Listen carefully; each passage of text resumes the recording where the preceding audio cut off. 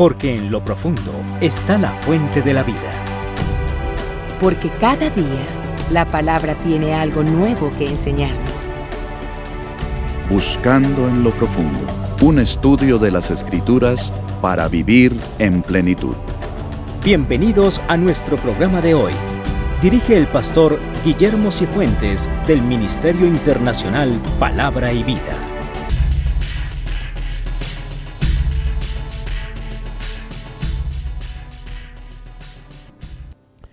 En primer lugar, la semana pasada vimos un principio de orden dentro de los principios económicos del reino. Decíamos que ya nosotros no vivimos bajo la economía del mundo, sino bajo la economía del reino.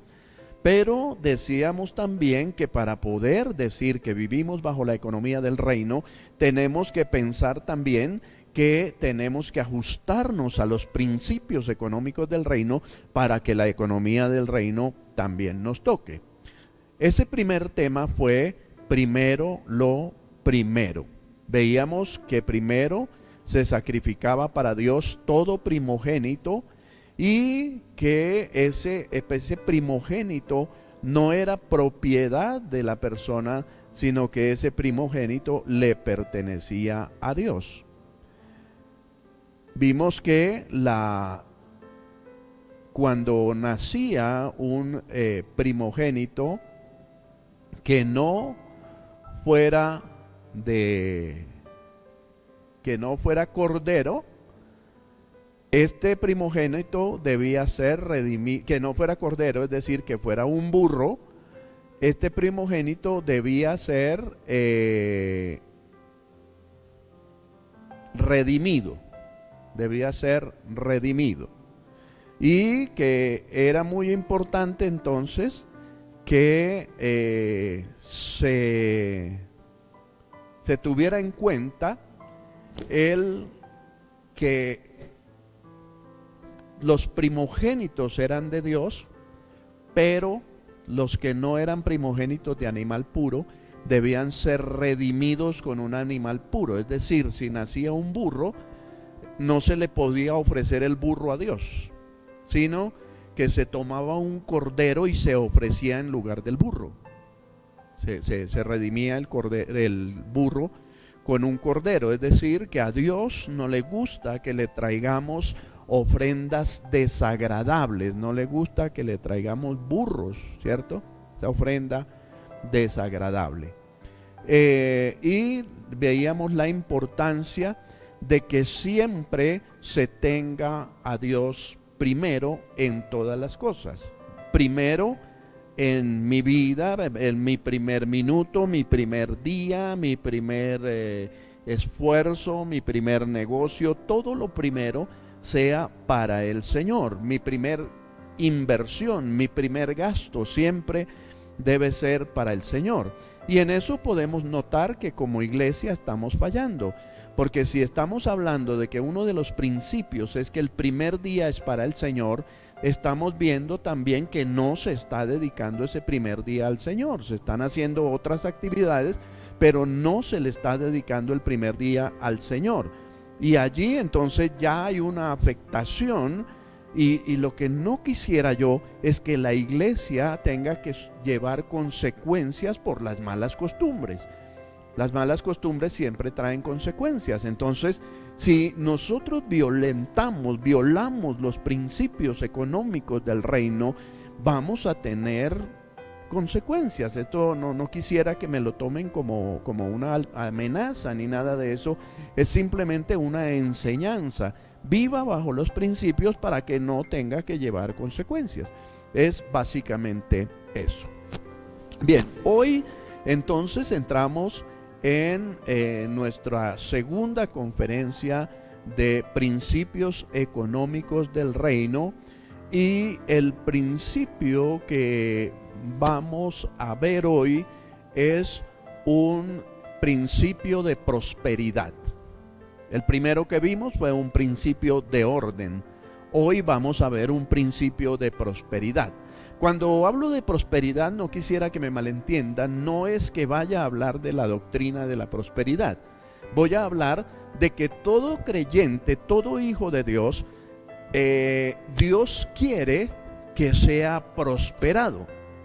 La palabra del Señor dice: amado, yo quiero que seas prosperado en todo, así como prospera tu alma. ¿Qué quiere decir esto? Que el Hijo de Dios no solamente crece en su parte espiritual, no solamente crece en su alma, sino que Dios quiere que su Hijo también crezca en todos los aspectos de su vida. Uno de los aspectos donde Dios quiere que tú crezcas y Dios quiere que yo crezca también es en el aspecto de la economía. Él quiere que seamos prosperados también en eso. Y hoy entonces, dentro de principios económicos del reino, un principio de prosperidad, vamos a hablar sobre la multiplicación. ¿Qué es la multiplicación? Y allí entonces vamos a ver varias cosas. Quisiera que vayamos, por favor, a Lucas capítulo 9, versículos 12 al 27. Lucas capítulo 9, versículos 12 al 27. No voy a hacer la lectura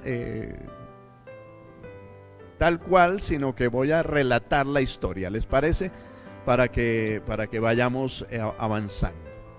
Dice allí en Lucas, y esta porción también la encuentras en Marcos capítulo 6, dice que el día comenzaba a declinar. ¿Qué significa que el día comenzaba a declinar? Que ya estaba entrada la tarde, ¿cierto? Y el sol había empezado a salir no, sino a esconderse, y ya empezaba a entrar la oscuridad. Esto significa el día empezaba a declinar. Qué bueno es cuando uno puede ver el día declinar. Yo creo que una de las personas aquí en la iglesia que tiene el privilegio maravilloso de ver esa maravilla de Dios, de cómo declina el día, es Guillermo, por la zona donde él trabaja, ¿sí?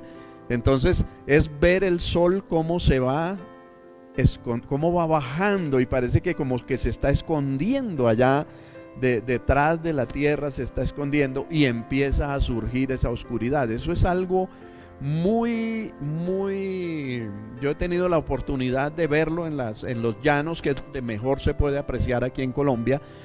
Y es algo muy hermoso, es realmente fascinante ver cómo sucede eso por causa de la rotación y la traslación de la tierra, cómo el sol se va escondiendo y el día empieza a declinar. Pues allí entonces dice, el día comenzaba a declinar.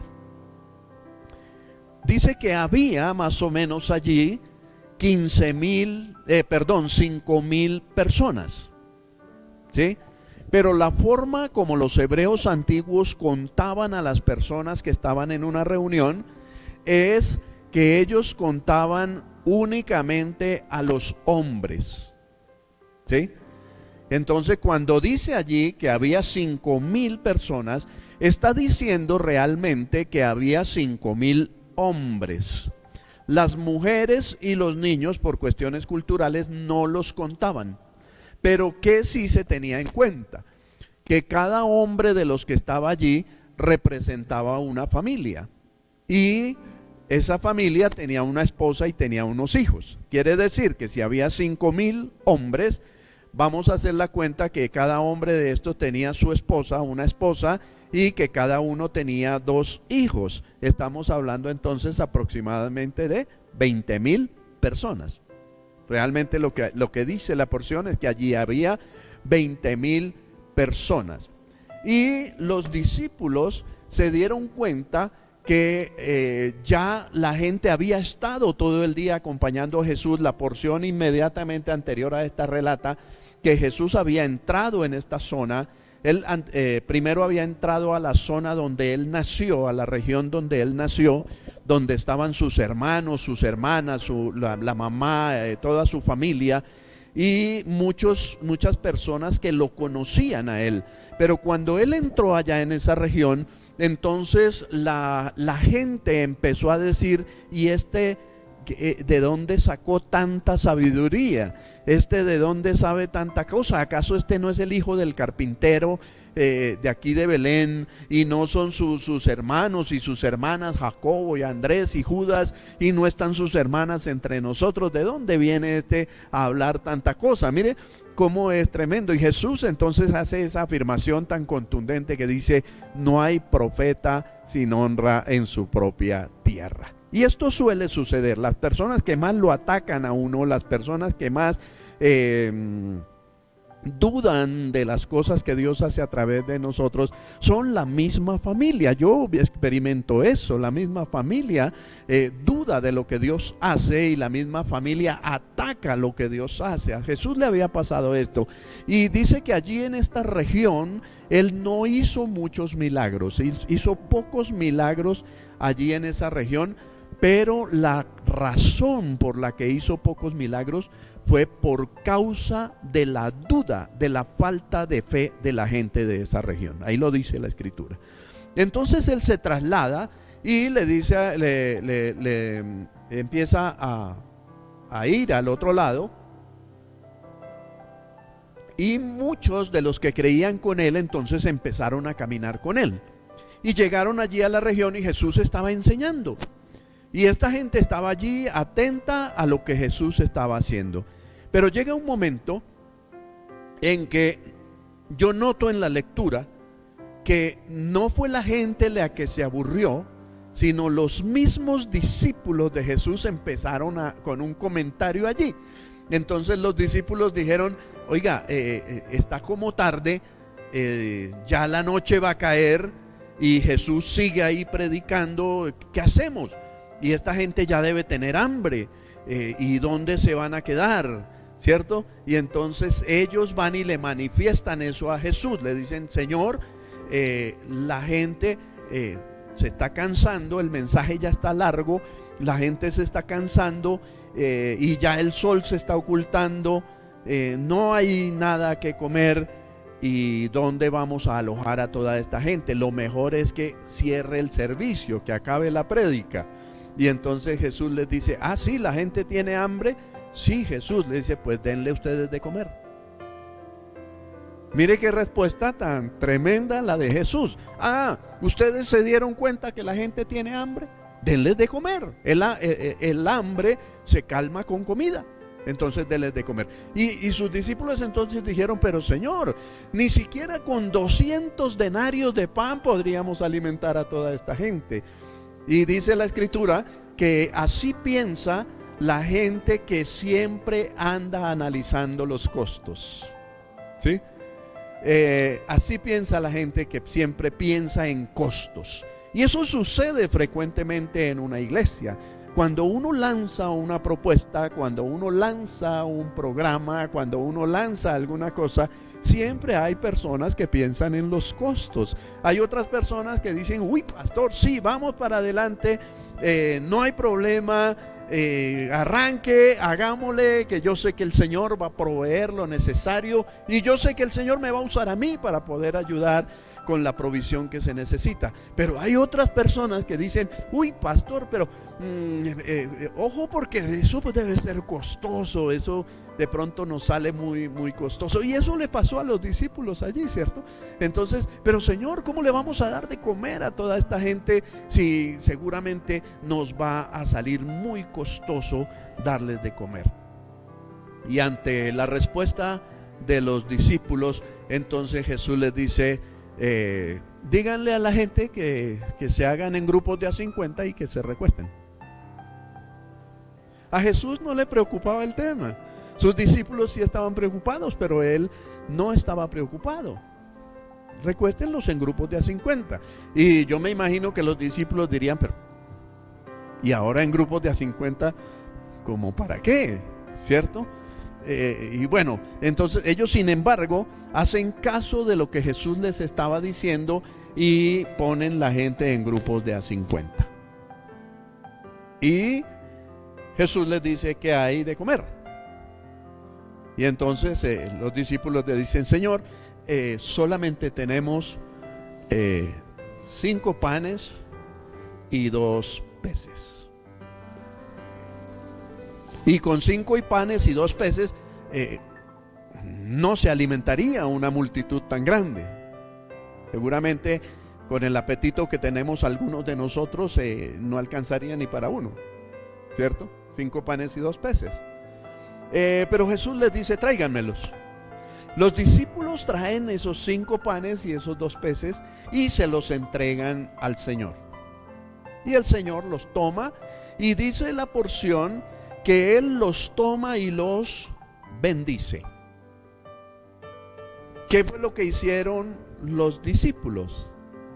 Lo vimos en la conferencia pasada. Le trajeron a Jesús primero. El que primero tomó el alimento fue Jesús. Entonces dice que Él levantó sus manos al cielo y bendijo esos 5 panes y esos 2 peces. Y dice, acto seguido, Jesús los partió y les dio a sus discípulos y les dijo: repártanlo en la multitud. Pero note algo que hace Jesús allí. Él bendice, parte y entrega. Pero la pregunta que me surge a mí es: ¿Él partió y entregó las 2 partes? ¿O qué creen ustedes que hizo? Lo más probable es que Él partió y se quedó con una parte y entregó la otra. Porque ¿para qué partía? Si Él iba a entregar todo, no había necesidad de partir. Él partió porque Él dejaba también su parte, porque para Él era lo primero. ¿Qué podemos aprender aquí? Que sin la bendición de Dios y sin que Dios tenga lo primero, no hay provisión para nosotros. Para que haya provisión para nosotros, Él debe tener lo primero y partir para que venga la bendición para nosotros. Allí hay algo bien interesante, mis amados hermanos.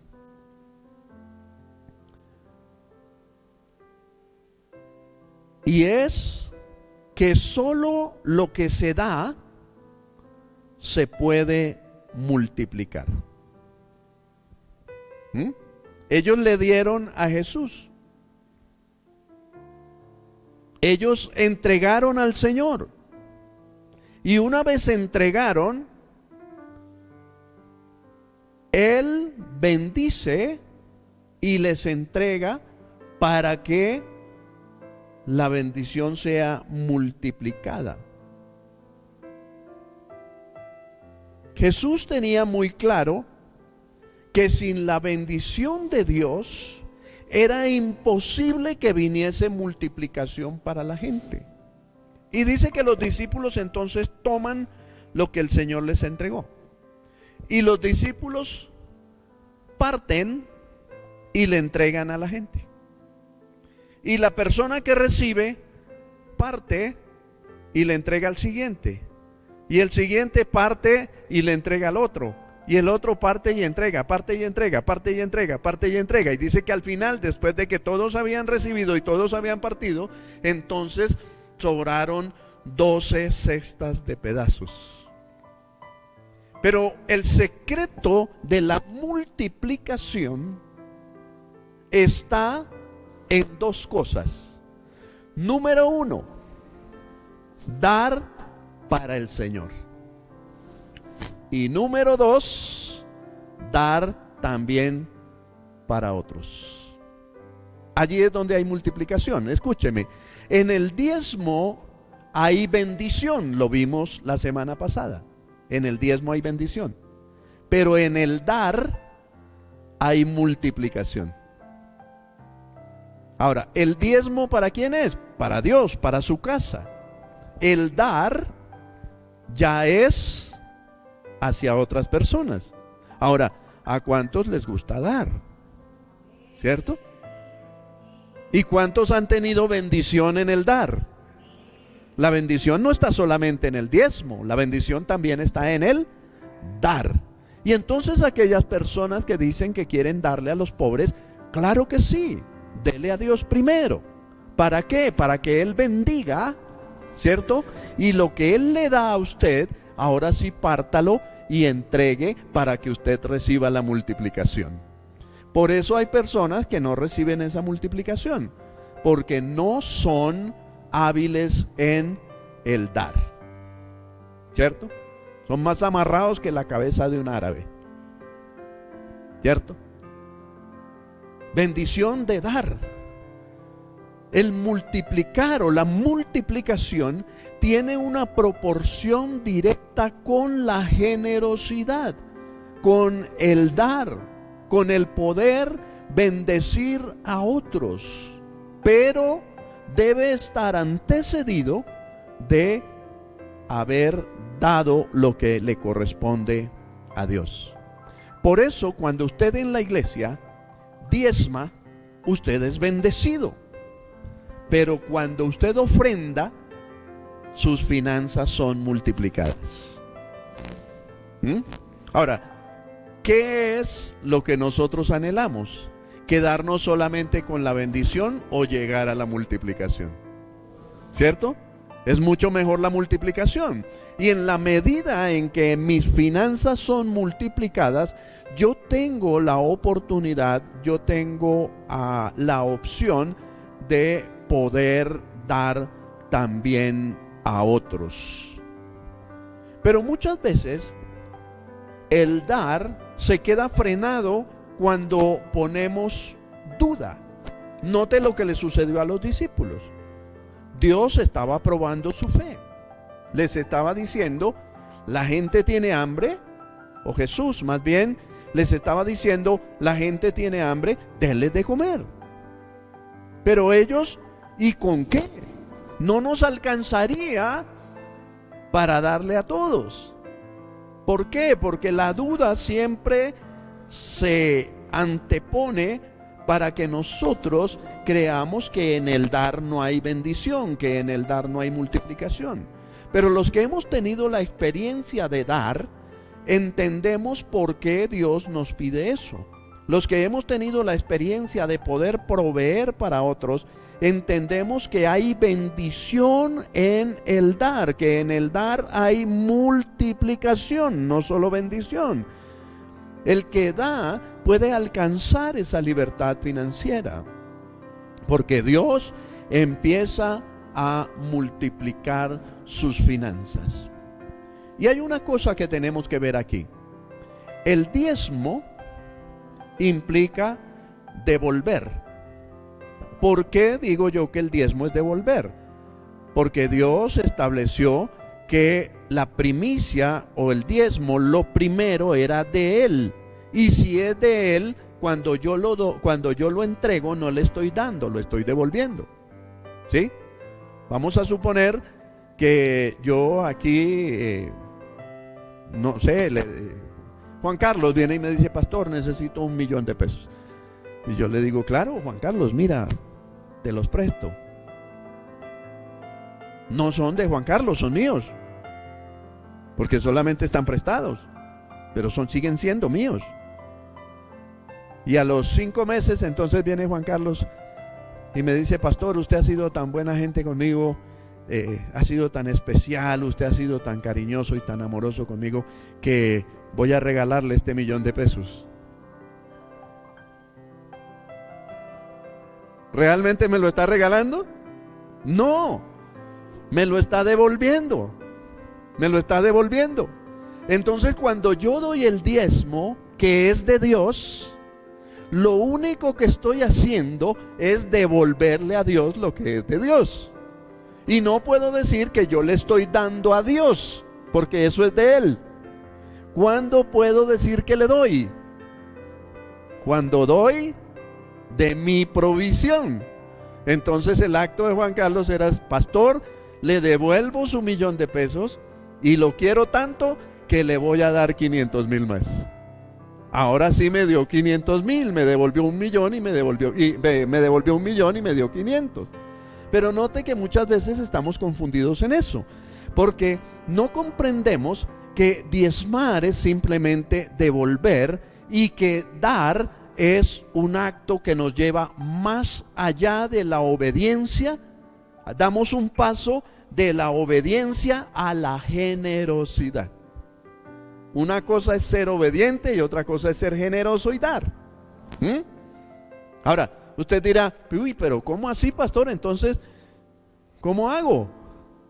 No, es que usted tiene que tener fe para hacer eso y saber que realmente tiene bendición. Que tiene bendición darle a otros. Muchos de nosotros damos cosas a personas. No sé hasta dónde sea generoso usted. He oído historias de algunos de ustedes aquí donde ustedes han dado a la gente y me han dicho, pastor, yo le di a esa persona y realmente fui bendecido. Si quisiéramos contar una historia, nosotros hace pocos años tuvimos una experiencia. Un día el Señor nos ordenó, y tal vez lo hizo en el ánimo de que nosotros aprendiéramos el principio de dar. El Señor nos ordenó que saliéramos de todo lo que teníamos, de todos los muebles de nuestra casa. Quiero que salgan de esos muebles. Y nosotros lo primero que hicimos fue ponerlos en venta. El Señor nos dijo, salgan de los muebles, y nosotros los pusimos en venta. Pero no se vendían. Y entonces el Señor nos dijo, espere un momento, es que no quiero que los vendan, quiero que los den. Otra voz, ¿cierto? ¿Y a quién se los damos? Quiero que le den aquí, aquí, aquí, aquí y aquí. De una manera específica el Señor nos dijo a dónde teníamos que dar. Y así lo empezamos a hacer, a dar. Enciende una luz para ver el camino. Continuamos sumergiéndonos en este fascinante tema para estar en sintonía con la vida. En sintonía con la vida. De hecho, hice yo una prueba con unas personas. Los llamé a mi casa y les dije, el Señor me ha ordenado dar ese comedor, pero no tengo tiempo de ir a entregarlo. Ustedes me harían el favor de ir por mí a entregarlo. Y estas personas fueron muy amables y dijeron, claro que sí, pastor, pero tiene que ser hoy porque mañana ya no tenemos tiempo. Y con timidez me preguntaron, pastor, ¿y lo de la llevada? ¿Sí? Yo les dije, no, yo lo asumo. Y quiero que lo lleven a esta dirección. Y les entregué un papel donde estaba la dirección de ellos mismos, de las personas a quienes yo les estaba pidiendo que entregaran. Y cuando ellos vieron su dirección, soltaron en llanto porque entendieron qué era lo que estaba pasando. Yo realmente les estaba dando. Y así fuimos dando las cosas. Por esos días nosotros cambiamos de nuestro apartamento. Vivíamos aquí muy cerca y nos trasladamos al Encanto. Y a ese nuevo apartamento nosotros llegamos absolutamente con cajas de ropa. Parecíamos desplazados. Llegamos con puras cajas. Y durante 15 días estuvimos durmiendo en el piso. Durmiendo en el piso. Porque el Señor nos dijo que diéramos todo. Y les confieso que no era fácil dormir en el piso y decir, Señor, pero ¿cómo es que nos dices, tenemos una cama cómoda, tenemos todos nuestros muebles, tenemos todas nuestras cosas, y tú nos dices, denlos, y ahora estamos aquí en el piso? No es fácil. Pero un día una mujer llamó a mi esposa y le dijo, pastora, quiero reunirme con usted.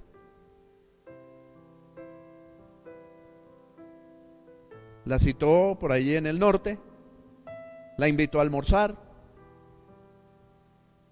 Una vez terminado el almuerzo le dijo, pastora, voy a pedirle un carro para que se vaya para su casa. Bueno,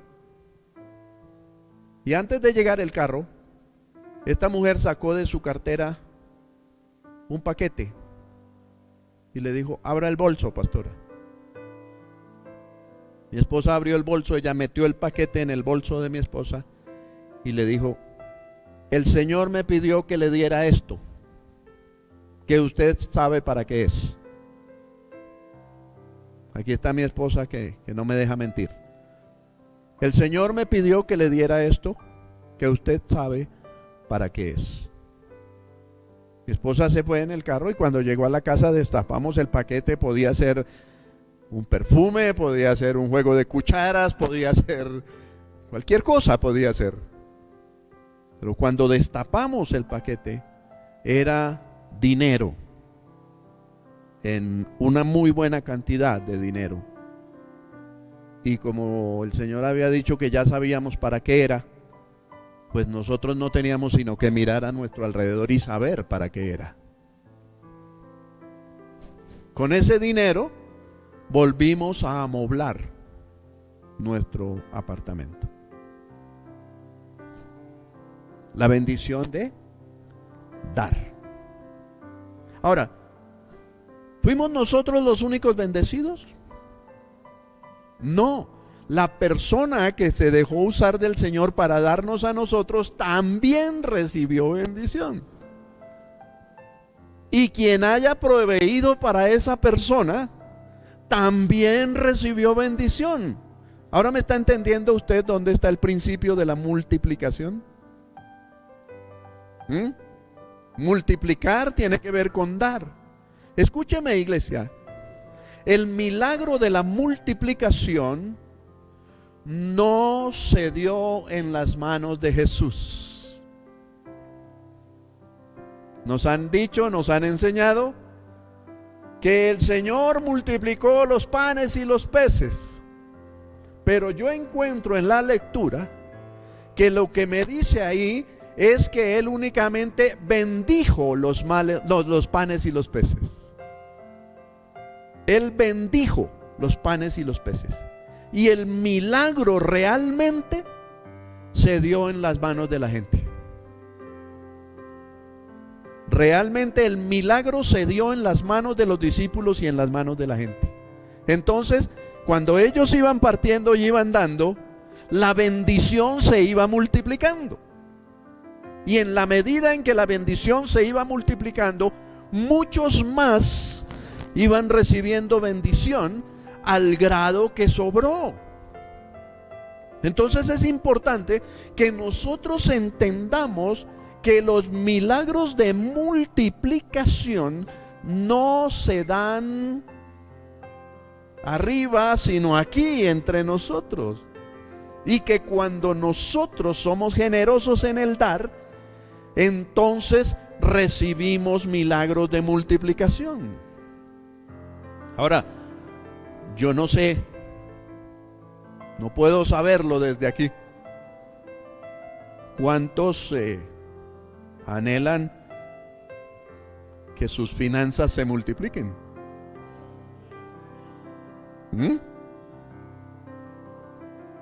Si usted quiere que sus finanzas se multipliquen, aplique el principio del dar. Dar en la obra del Señor, dar al necesitado, socorrer al huérfano, a la viuda, dar en la medida en que el Señor te provee, dar. Y pastor, ¿y yo con qué me quedo? No te preocupes, porque ahí está la multiplicación. Ahora entiendes por qué puede uno obtener más con 90 que con 100? Porque cuando mi corazón es tocado con los principios de dar, pues yo empiezo a multiplicar para mí. Entonces realmente yo no me estoy quedando con el 90, porque si tú multiplicas 90 por 2, ¿cuánto te da? 180. Y ahí es donde el Señor empieza a multiplicar. Y tú me dirás, pero ¿cómo? ¿Cómo es que el Señor me va a multiplicar? Te lo acabo de decir en el ejemplo de lo que nos sucedió con los muebles. El Señor nos pidió entregar esos muebles, nosotros los entregamos y Él multiplicó. ¿Por qué digo yo que multiplicó? Porque los muebles que compramos eran de un costo muy superior al de los que teníamos. Multiplicamos. Y hemos recibido este milagro de multiplicación en muchas ocasiones. En Sopó nosotros anhelábamos tener un apartamento. Vivíamos en un apartamento de un primer piso, pero nosotros queríamos tener el del segundo. Pero el apartamento del segundo piso valía más que el del primero. Y nosotros siempre tuvimos por norma el dar en el templo. No solamente diezmábamos, sino dábamos. Entonces se necesitaba un equipo, nosotros proveíamos para el equipo. Se necesitaban unas cortinas en el templo, nosotros proveíamos para las cortinas. Era un tiempo en el que el Señor nos estaba bendiciendo mucho económicamente y podíamos dar. Y nosotros dábamos en muchas formas. Ayudábamos en el templo, ayudábamos a otras personas. Llega un momento en que el dueño de la casa me dice: don Guillermo, quisiera pedirle un favor. Es que resulta que el señor del segundo piso compró un carro y él necesita un garaje. Pero como el apartamento que tiene garaje es el suyo, entonces el señor me dijo que si yo le podía dejar el garaje. Yo le dije que no se lo quitara a usted. Entonces el señor me propone que si podemos hacer un cambio, que si él se puede bajar al apartamento del primer piso y usted se sube al del segundo. Pero para que podamos hacer ese cambio yo quiero proponerle algo. Le dije: cuénteme, ¿qué me propone? Yo dije: el apartamento es más caro, ¿qué me va a proponer? Y el señor me dice que yo le bajo el costo del arriendo a usted para que me haga el cambio del apartamento. Entonces me pasé al apartamento más caro con menos precio. Eso se llama multiplicación. Así es como el Señor multiplica, así es como el Señor bendice. Y escúcheme, iglesia, yo no le estoy hablando de esto como una teoría. Yo no le estoy hablando de esto como una teoría. Yo le estoy hablando de esto sobre la experiencia personal, sobre la vivencia personal de lo que significa el dar. No solo para Dios, sino para otros también. Yo lo he experimentado, iglesia. Y si tuviera que contar hoy más testimonios, podría contarles muchos testimonios que tienen que ver con esto de el dar. Y una de mis oraciones para el Señor es: Señor, dame para dar. Dame para dar. ¿Sí? Y está ahí en nuestro sobre de diezmos. Nuestro sobre de diezmos encierra dos principios fundamentales que tal vez usted no los ha entendido, pero encierra dos principios fundamentales que hacen parte de mi vivencia, parte de mi vida. Esta iglesia está construida sobre una vivencia. Esta iglesia no es una emoción, esta iglesia es una vivencia. Y en el sobre de diezmos usted encuentra dos principios fundamentales. En la pestaña del sobre usted encuentra algo que dice: primero lo primero. El primer principio. Y en el sobre encuentra algo que dice: Dios, que da la semilla que se siembra y el alimento que se come, les dará a ustedes todo lo necesario para su siembra y la hará crecer. Y hará que en la generosidad de ustedes abunde una gran cosecha y serán muy bendecidos. Así podrán tener ustedes toda clase de frutos y podrán dar con generosidad. Note lo que encierra ese sobre. ¿Ah?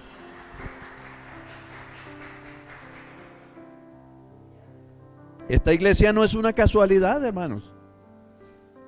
Esta iglesia es una visión. Y hasta en ese sobre usted encuentra, y ahí vamos a ir encontrando principios. Estamos hablando de principios y les voy a ir diciendo, para que ustedes comprendan que cuando ustedes toman un sobre de diezmo de esta iglesia, están tomando en sus manos una bendición. Y que cuando usted deposita en ese sobre, está siendo bendecido. Y que cuando usted cumple con los principios que están allí establecidos, usted puede lograr la multiplicación de sus finanzas. Y note esto, multiplicar no solamente significa que me llegue más dinero, sino que también tiene que ver con que me lleguen más beneficios. En el evento del apartamento, a mí no me llegó dinero, pero me llegó un descuento. ¿Y qué significa un descuento? Si yo ahora pago 500 y mañana tengo que pagar 400, ¿qué quiere decir?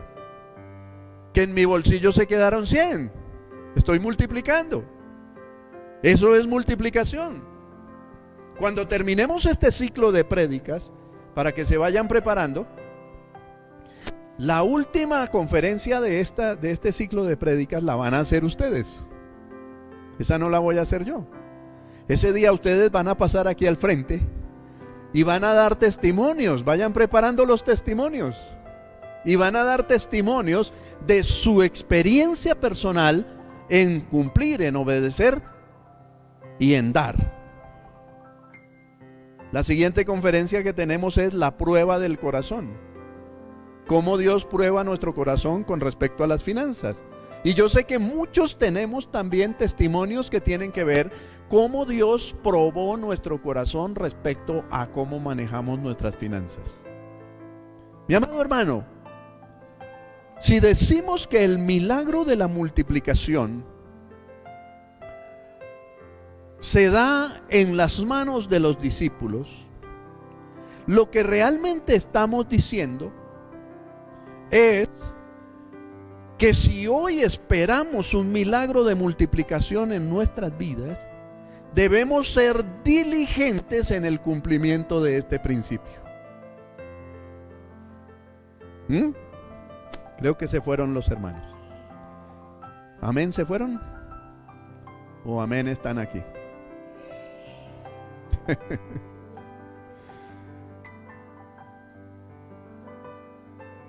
Ser diligentes en el principio de dar. En el principio de poner nuestras finanzas al servicio de la obra del Señor, también a través de nuestra generosidad. En estos días vamos a lanzar un programa aquí en la iglesia que tiene que ver con la generosidad. Porque esto no se trata solamente de enseñar, sino también de practicar. ¿Sí? Y vamos a hacer algo aquí en la iglesia que tiene que ver con la generosidad. Yo muchas veces le he hablado a la iglesia que anhelo el día que podamos tener un fondo de ayuda ministerial aquí en la iglesia, que no será para nosotros.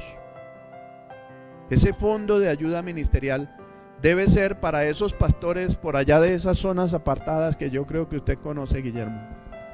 Esos pastores que se reúnen en tierra y en butacas, en tablas, y que andan luchando, que andan tratando de llevar el mensaje, pero con mucha necesidad. Y que nosotros podamos llegar a ellos y bendecirlos, decirle: pastor, mire, el Señor le envía esta bendición. Y que como iglesia nosotros podamos dar. Porque si queremos tener una iglesia bendecida, debemos tener una iglesia que practique este principio. La multiplicación va a llegar cuando nosotros entendamos este principio. Y entonces es muy importante que empecemos a proyectarnos a eso. En estos días vamos a lanzar ese programa y vamos a ver cómo es que la iglesia está tomando estos principios económicos del reino.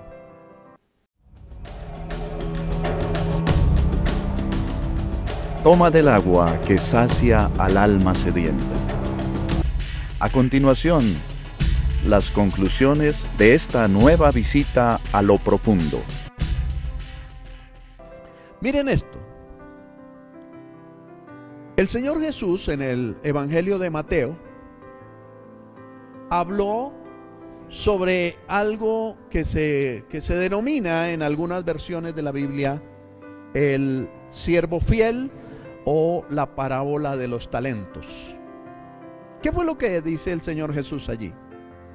Que un hombre iba a salir de su hacienda, de su casa, y él tomó un dinero y llamó a sus siervos, a sus empleados, y les dijo: mira, te voy a dejar este dinero. A uno le dejó 5 talentos, al otro le dejó 2 talentos y al otro le dejó 1 talento. Ahora la primera que surge allí es: ¿por qué a uno 5, al otro 2 y al otro 1? Y si lo miramos desde un punto de vista pues crítico, diríamos es un poquito injusto que a uno le deje 5, al otro 2 y al otro le deje 1. Pero lo que pasa es que el dueño de la hacienda no era ningún tonto, era un hombre sabio. Y él conocía la capacidad que tenía cada uno de sus siervos. Y él no le iba a confiar más talentos a uno que no tenía la capacidad. Entonces él, de acuerdo a la capacidad de cada uno, le entregó los talentos. Y dice que él se fue. Y que estos hombres entonces empezaron a trabajar con los talentos. El que tenía 5 talentos dice que empezó a ponerlos a producir, empezó a ponerlos a trabajar, y que obtuvo, con este trabajo de los talentos, obtuvo otros 5 talentos. Es decir, que este hombre ya no tenía 5 sino 10 talentos. Al que se le entregaron 2 talentos, también hizo lo mismo, empezó a trabajar, empezó a hacerlos producir, y cuando se dio cuenta ya no tenía 2 talentos, sino tenía 4 talentos. Al que se le entregó 1 talento, entonces dijo: ay, este jefe mío es muy fregado, este jefe mío es muy terrible, este es de los que recoge sin sembrar, y dijo un poco de cosas allí, y uy, no, yo más bien no me arriesgo. Entonces cogió el talento y lo enterró para que no se le perdiera, y lo tuvo ahí quietico. Ahí, en esto solamente que llevo relatado, usted puede entender por qué a uno le dio 5, a otro 2 y al otro 1, ¿cierto? Dice que cuando regresó el Señor, entonces les dijo: bueno, ¿qué ha pasado con mis talentos? Señor, me diste 5 talentos y yo los puse a producir, y ahora tengo 10 talentos. Y los puse a producir, ¿qué significa? Que este hombre tuvo que haber invertido, ¿cierto? Y tuvo que haber sacado una utilidad para su sustento, y lo que le tenía al jefe era la productividad de los talentos. Y entonces le dice: tú me entregaste 5 y ahora tengo 10. Y el Señor le dijo: buen siervo fiel, eres un buen siervo fiel. Y al que le dio los 2 talentos, entonces le dice: ¿y tú, Señor? Yo puse mis talentos a trabajar también, y ahora tengo 4 talentos. Y él le dice: buen siervo, eres un buen siervo. Y al que tenía 1 talento le dijo: ¿y tú?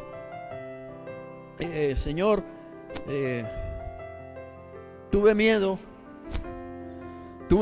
porque yo sé que tú eres severo, que tú eres un hombre implacable y por el miedo, entonces yo preferí enterrar el talento, pero aquí está. Y entonces el Señor le dice: siervo malo, siervo malo, no fuiste capaz de hacer nada con el talento, eres un siervo malo. ¿Por qué? Si no tenías la capacidad de hacerlo tú, ¿por qué no lo llevaste a los banqueros y al menos cogiste un interés de ese talento para que me tuvieras al menos un interés del talento que te di? Eres un siervo malo. Y dice: atadlo y echadlo al fuego. Y la pregunta que surge aquí con esta historia es: ¿qué has hecho o qué estás haciendo con el talento que Dios te dio? ¿Estamos aquí, iglesia?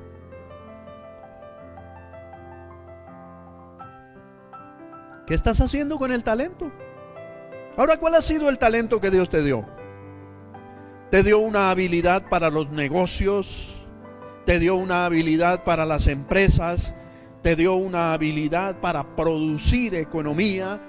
Eres hábil en la producción de algún artículo, de alguna cosa, o eres un excelente empleado en tu empresa, te aman, te quieren, cuentan contigo para todo, te proveen ascensos, tienes mucha capacidad, o tienes un talento en las artes, en la música, o tienes un talento en la exposición de la palabra, tienes un talento en cuanto al servicio, tienes un talento, ¿cuál de todos los talentos que pudiéramos decir? En una iglesia hay gente muy talentosa para muchas cosas. Hay gente talentosa para venir a cantar aquí, hay otros talentosos para atender al que llega a la puerta, otros son talentosos para servir un café, tienen una habilidad, un talento. Pero la pregunta es: ¿qué estás haciendo con los talentos que el Señor te dio? ¿Los estás poniendo al servicio de tu Señor? ¿O los estás guardando por miedo? ¿Los estás guardando para ti? Pues el Señor te está diciendo en esta mañana: pon al servicio de mi obra los talentos que yo te he dado. Porque de esa manera yo voy a producir en tu vida una gran multiplicación, de manera que podrás dar sobreabundantemente, podrás dar con generosidad, podrás proveer a muchas personas cuando pongas los talentos a mi servicio. Que todo lo que tengas lo puedas poner al servicio del Señor. Que realmente puedas mostrar tu generosidad en el dar. Pero para esto hay algo que tenemos que tener en cuenta, mi amado hermano. Cuando se nos pide que demos algo, siempre resulta más fácil dar de lo que es de otro que de lo que es propio. ¿Sí? Entonces esto es lo que hacen muchas fundaciones. Recogen recursos y reparten recursos. ¿Cierto? Pero ¿qué es lo que realmente están dando? Lo que otro dio. ¿Sabe por qué nos cuesta tanto trabajo a nosotros dar? Porque creemos que el dinero es nuestro. Porque creemos que el dinero es nuestro. Entonces nos cuesta trabajo dar, porque nos cuesta trabajo soltar lo que consideramos que es nuestro. Pero escúcheme, iglesia, cuando aprendamos a través de este principio que lo que tenemos no es nuestro sino de Dios, allí nos será más fácil dar. ¿Por qué? Porque si lo que tenemos es de Dios, la economía de Dios no se acaba, la economía de Dios se multiplica. Y cuando la economía es de Dios, entonces nosotros podemos dar con generosidad. La palabra lo dice ahí en Corintios. Ustedes tendrán toda clase de bendición. Y será tan abundante la bendición que ustedes tienen que podrán dar con generosidad. Es aprender eso. Tus finanzas no son tuyas. Tu economía no es tuya. Cuando tú entras a ser parte de este reino, tu economía también es la economía del reino. Y cuando tú entiendes que tú solo eres un administrador de lo que Dios te da, porque eso es importante que lo podamos comprender, que solamente somos administradores, porque muchos nos jactamos diciendo: yo tengo, yo he hecho, yo he producido, yo he logrado, yo ahora tengo en abundancia, a mí no me hace falta, este es el producto de mi trabajo. Escúchame, cuando las cosas que tienes solamente son el producto de tu trabajo, ya estás fallando, porque las cosas que tienen no necesariamente deben ser el producto de tu trabajo. Es más importante que sean el fruto de la bendición de Dios.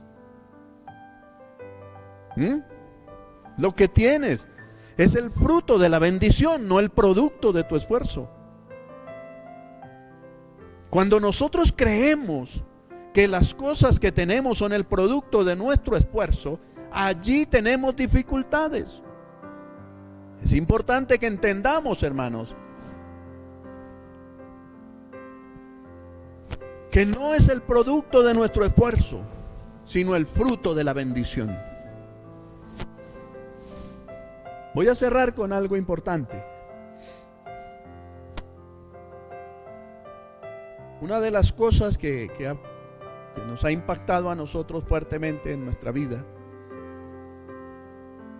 Por eso te digo que esto no es el producto solamente de una conferencia, de una casualidad o de un estudio, sino es el producto de una vivencia.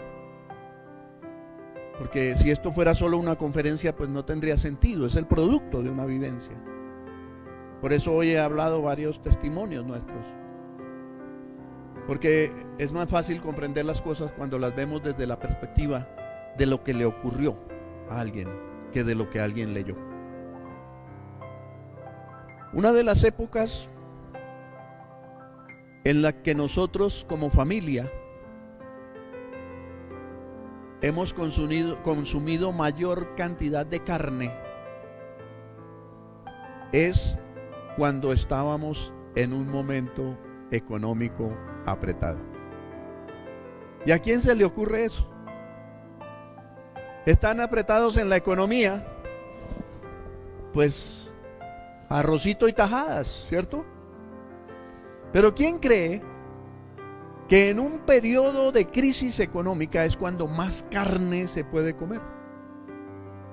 Pues nosotros se lo decimos y se lo decimos por la vivencia nuestra. Y si usted tiene duda de lo que le estoy diciendo, acompáñeme aquí hasta el municipio de Sopó y le presento a la persona de la que voy a hablar.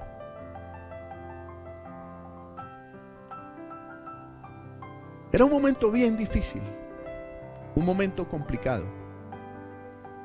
La economía había bajado, Dios nos había metido en una escuela, en un aprendizaje. Escúcheme, para poder hablar de esto fue necesario pasar necesidad. Fue necesaria la escuela. Y estábamos metidos en la escuela. Yo acababa de dejar un muy buen trabajo que tenía. Yo era el representante de una importante empresa editorial. Yo era el representante para el sector oficial. Tenía una muy buena asignación económica y ganaba muy buenas comisiones con mi trabajo. Pero había decidido entrar al ministerio. el pastor con el que estaba en esa época me dijo: es hora de que empiece su proceso ministerial. Le ofrezco dos cosas,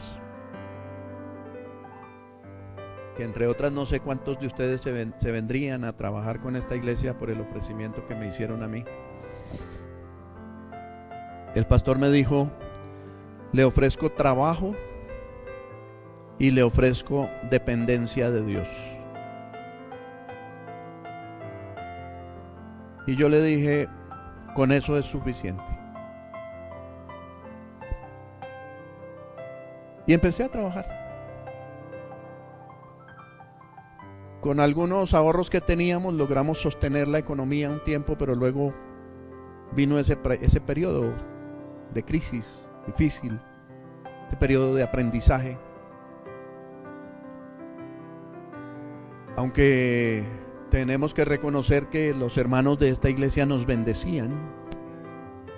Un hermano nos llevaba todos los domingos un paquetico con tomate de árbol y con algunas hortalizas y unas cositas y nos lo entregaba.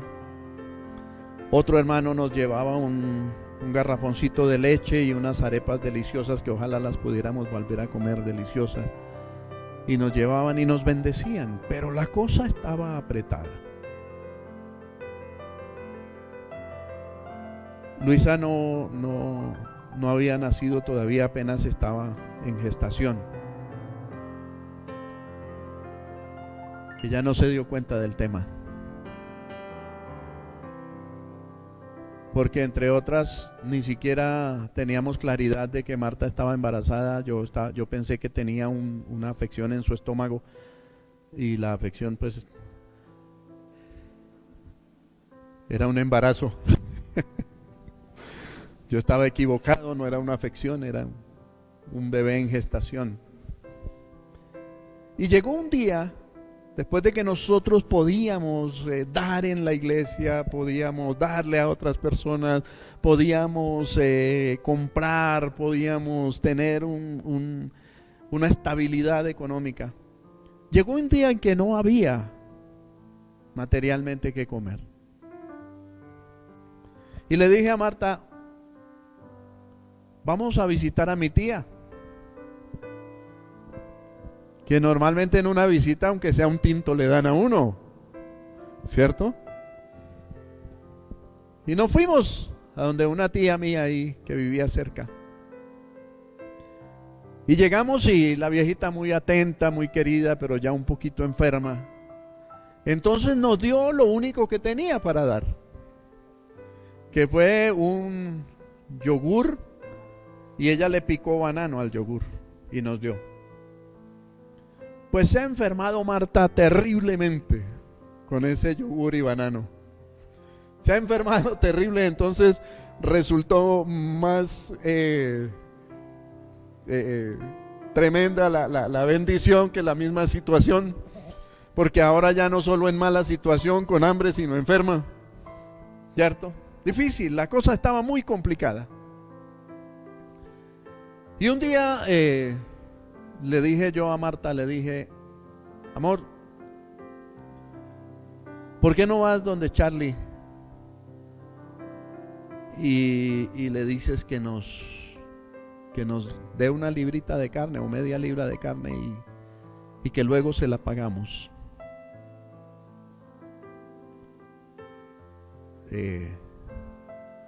No era porque a mí me diera pena ni miedo, es porque las mujeres son más convincentes en esos casos, ¿sí o no? Son más convincentes. Y ella, ay, pero vaya. Bueno, ella llegó allá donde este hombre: don Charlie, ¿cómo me le va? Mire, es que queríamos pedirle un favor, a ver si usted nos puede dar una libra de carne y nosotros se la pagamos en estos días. Y este hombre la mira y le dice: doña Marta, ¿y eso qué pasó? ¿Y don Guillermo? Claro, la pregunta ¿eso qué pasó? Obedecía a que nosotros le comprábamos, cuando estábamos bien económicos, le comprábamos la carne a él. Él sabía que nosotros teníamos capacidad para compra. ¿Y eso qué pasó, doña Marta? ¿Y cómo le dice uno a un inconverso? No, pues pasó que antes estábamos muy bien, teníamos nuestro trabajo, teníamos nuestro sueldo, teníamos nuestras comisiones, pero decidimos servirle a Dios y entonces ahora estamos mal económicamente. ¿Cómo le dice uno eso a un inconverso? Estamos así porque ahora somos pastores. Duro. Pues don Charlie es que ha estado un poquito apretado la economía, no sé qué. Este hombre sacó una carne y se la entregó. Mire, doña Marta. Doña Marta, ¿y usted qué está haciendo? No, pues en la casa. ¿Y será que usted no me puede hacer un favor? Sí, cuénteme, don Charlie. Es que mis hijos salen del colegio, se quedan solos y me preocupa. Mi esposa llega tarde, yo también llego tarde.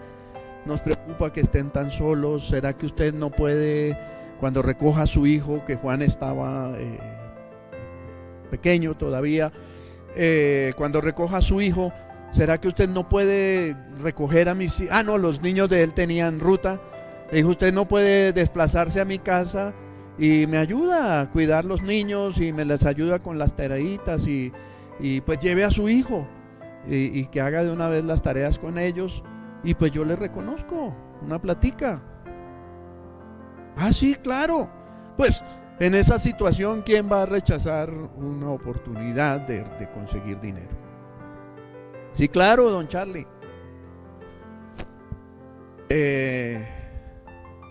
Entonces, doña Marta, mire, estas son las llaves de la casa para que usted las tenga. Pero hágame un favor. Antes de irse para su casa todos los días, pasa por acá y me deja las llaves.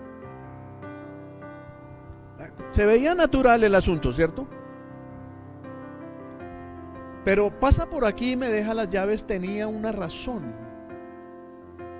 Y es que cuando Marta llegaba a dejarle las llaves, él siempre sacaba una bolsa y le decía, tome doña Marta, lleve para su casa. Todos los días, 4, 5, 6 libras de carne. Teníamos tanta carne en nuestra nevera que no, créanme iglesia, no nos la alcanzábamos a comer.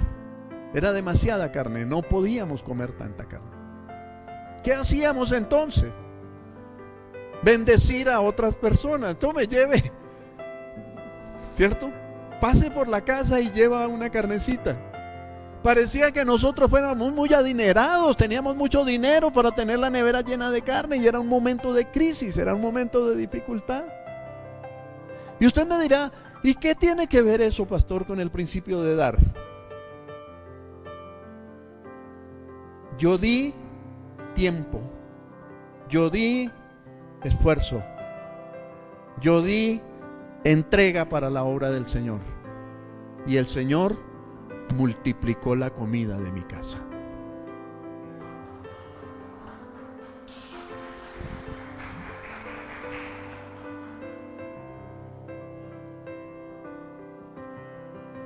Por eso, iglesia, yo me siento con autoridad para hablar de esto. Porque para mí,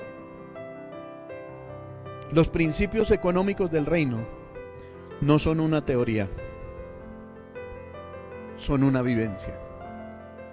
Y he sido bendecido en gran manera. Yo soy un hombre bendecido.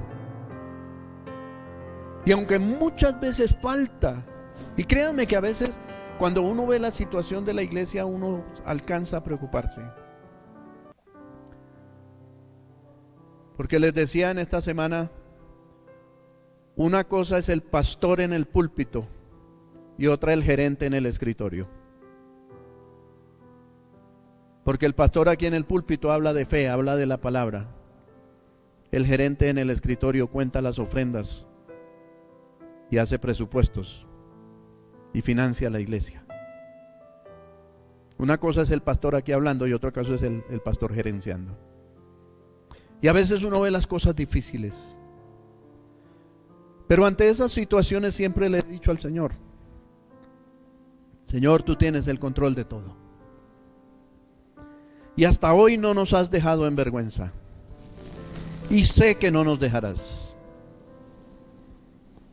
Y le he dicho: Señor, tú no eres deudor de nadie. Y tu palabra dice, Señor, que tú eres justo y no olvidas lo que hemos hecho y el amor que hemos mostrado. Y hemos servido a Dios con amor, con desprendimiento, con entrega, dando de lo nuestro. Por eso tengo la seguridad de que nunca faltará bendición en esta casa. Podrá faltar gente, podrá faltar esfuerzo, podrá faltar compromiso, podrá faltar lo que quiera que falte, pero la bendición de Dios siempre estará sobre esta casa, porque hemos dado para Él. Amada iglesia, si ustedes aprenden el principio de dar, ustedes serán bendecidos, serán multiplicados y nunca verán escasez, porque el Señor se encargará de multiplicar todo lo que ustedes toquen, todo lo que ustedes hagan. Pero es necesario que aprendan este principio. Yo soy testigo de eso. Como cantábamos hoy, tu palabra dice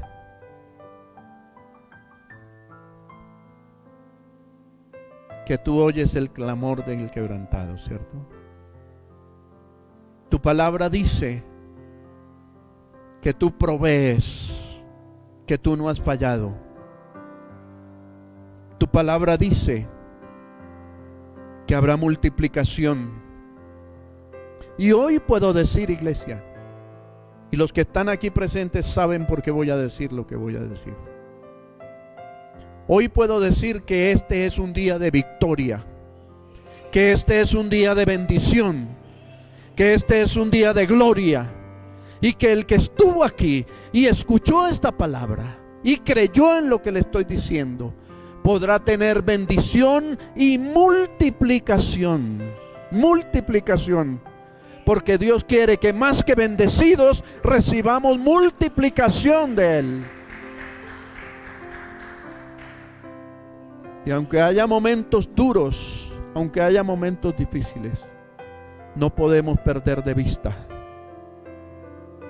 que el cumplir con Dios, que el cumplir con los principios económicos de su reino, trae poderosa multiplicación para nuestra vida. Cuando tú escuches esta palabra, si no estuviste aquí hoy en la iglesia y escuches esta palabra,